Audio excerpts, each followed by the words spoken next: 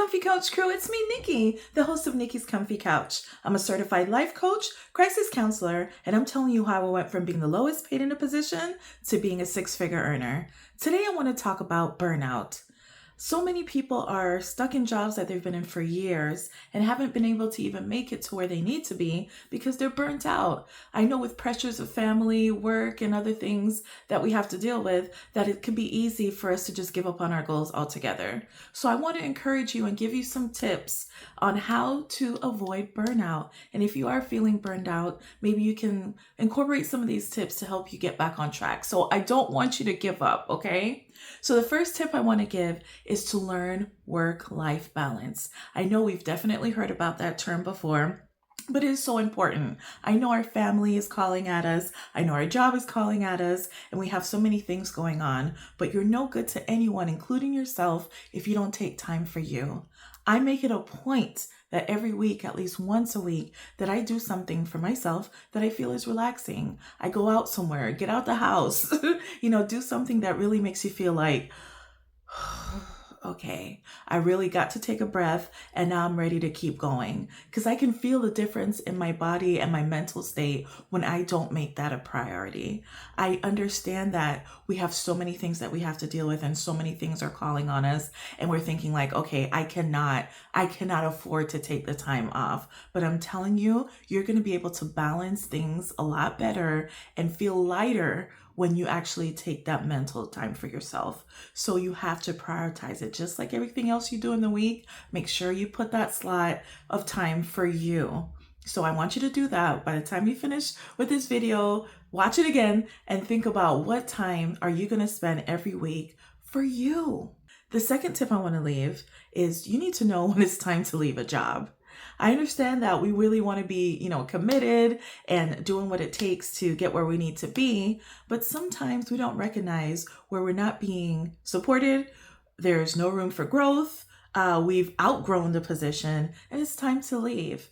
So I would advise you, if you are in a position right now where you're pretty much maxed out, you've learned everything that you need to learn in the position, or if you're in a job where there's just no room for growth. Like you've been there for years, you've acquired all the skills you need to acquire, and there's just not the positions and such for you to grow. Those are the times and other times as well when it might be time for you to leave and move on from that position. You might want to stay there for the next 6 months to a year, just while you're putting your resume out there for feelers, but it might be time for you to move on. So please do not be one of those people that I talk about on these videos that have been in a position for 20 years, complaining and hoping that things will get better for them. Please do not be one of those people. Learn, just like in any relationship and anything in life, learn when it's time to walk away. Tip number 3 is you want to master your time management.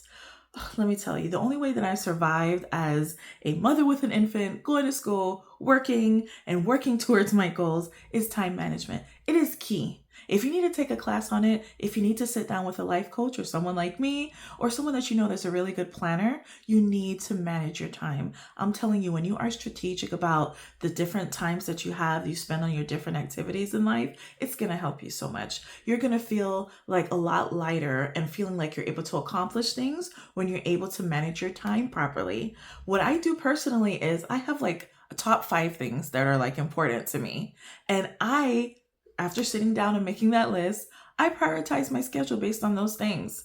And everything else, if I get to it, maybe. If not, it's okay. But you have to have those priorities, and your priorities have to match the time that you spend. So if you look at your calendar and maybe you want to do that activity, see how you spent your time throughout the week and see, okay, does this time line up with what's important to me? And if it doesn't, I suggest that you make some changes. We cannot get to everything and be everything to everyone. It's really important that we prioritize those things and make sure that our time reflects that. Are you spending time on the things that matter to you? Are you spending time on the things that are going to get you where you need to be?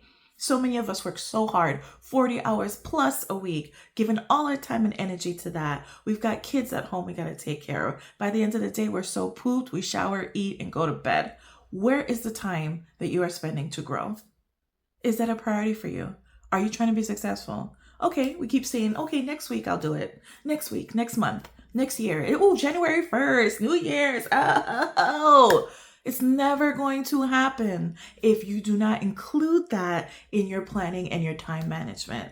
I'm telling you, if you are ready to get to the next level and you are serious about this, your schedule needs to look like what you're serious about. So I advise you, again, today, tomorrow, by the end of the week, look at your schedule. And if that does not reflect what is a priority to you, what you're trying to get to, what you're trying to accomplish, you need to make some changes. Tip number 4. Sometimes these jobs can be so draining.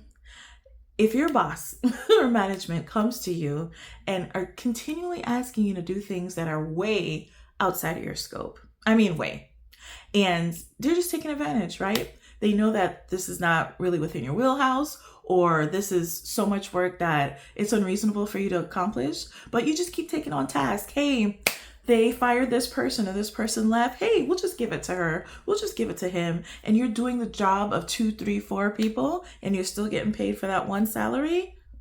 Respectfully, learn to respectfully set those boundaries with the people in your office. And trust me, I know it's an uncomfortable conversation. I have had to have that conversation before. I have had to respectfully go to the top person in my department and say, look, this is not what I signed up for. This is not what we agreed upon. Okay, if you want me to help you, I can help you from this time, but I respectfully need to know, how long do you need my help for? Okay, and if I am going to help in this manner, which I love to be a team player, is there, some incentive for doing this additional work? And then you got to follow back up, because that's an important thing too. Because some people will sweet talk you and say, oh yeah, we'll have that new person in within 3 to 4 months. Don't you worry about it. 3, 4 months come, you got to get back to it. Hey, just following up with you. I know we said by January this would be the case. It's now February. What's the status on this? Listen, there's nothing wrong with speaking up for yourself, okay? Because trust me, if you leave or drop dead on the floor or your children can't eat, guess what? They're going to replace you.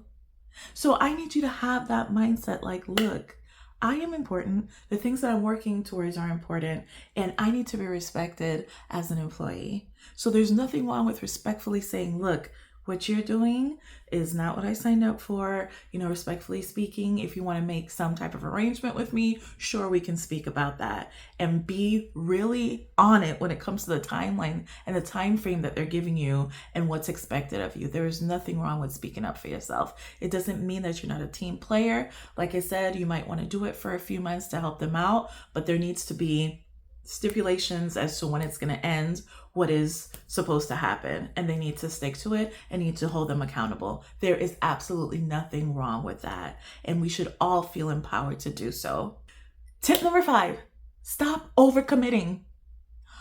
When your friends and family members want you to do this, not for them. Even within your position, different people are calling you here, there to help out with everything because they know that you know what's going on. You've got to stop overcommitting. Even with your kids, stop overcommitting.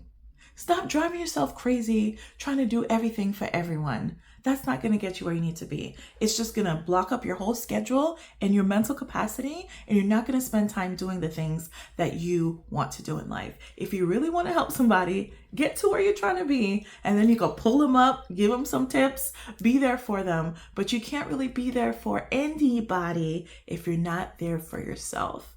Stop overcommitting to people. These people going on with their life, getting the benefits from you, and a lot of them aren't even really helpful to other people, and they will just be vampires sucking the life out of you and taking all of your energy, your time, and your resources. Stop it.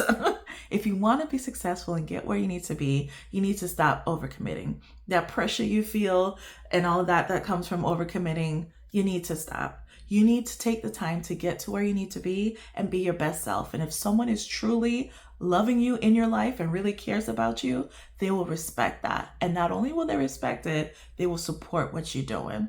Tip number 6, for all of you who like to work overtime and don't get paid for it, I need you to start leaving work at a reasonable time most days in the week. Again, if you fall out in your chair and you're dead, people will show up, maybe write something nice about you, bring a little candle. Within a week or 2, they'll be okay. So I need you to understand how important it is to stop draining yourself and your life for these jobs. Stop it. When it's time for you to go, 3 out of the 5 days a week, I need you to walk your tushy outside of that job on time, okay? Because you can stay there, and I know people who do this for years. They don't get promoted. They're not recognized. They're not even appreciated for doing it. So you have to prioritize yourself. Again, we're trying to exert our energy on things that are going to get us where we need to be. If you're in an organization and you're staying late, 3-4 hours late every single night, you're killing yourself, you're draining your life, and you need to stop it. I'm telling you right now, this is your wake-up call. Stop killing yourself for these jobs. You're doing more for these jobs than you're doing for yourself. Stop it. 3 out of 5 days in the week, leave at a decent time and make sure you track it. Okay, Monday, Wednesday, and Friday, I am leaving on time. Tuesdays and Thursdays, I'll stay extra hour or two. The work, as we know, will be there the next day. Okay, so I just need you to tighten up and start working on the things and spending time on the things that are going to get you where you need to be. Stop draining yourself for these jobs. A lot of people do not care, that doesn't necessarily help you to get promoted, okay? What helps you to get promoted are the things that I tell you about in terms of being a value and an asset to a job, okay? I've never had to work hours and hours overtime every single day to advance. It's not necessary. So stop it. Just stop it. And tip number 7, which I think is so important and essential, learn efficiency over perfection. Again, I'm going to say it again. Learn efficiency over perfection. Yes, we want things to be perfect. We want to dot every I, cross every T. We want to turn in every assignment, have every project just, 100% on point. Sometimes that's not how it goes. Like sometimes you just have to submit what you need to submit by the deadline. You get it to them where it's quality work, but it's not always going to be perfect. Some people are such perfectionists. They kill their self, their mental energy, and their time trying to get things to be perfect.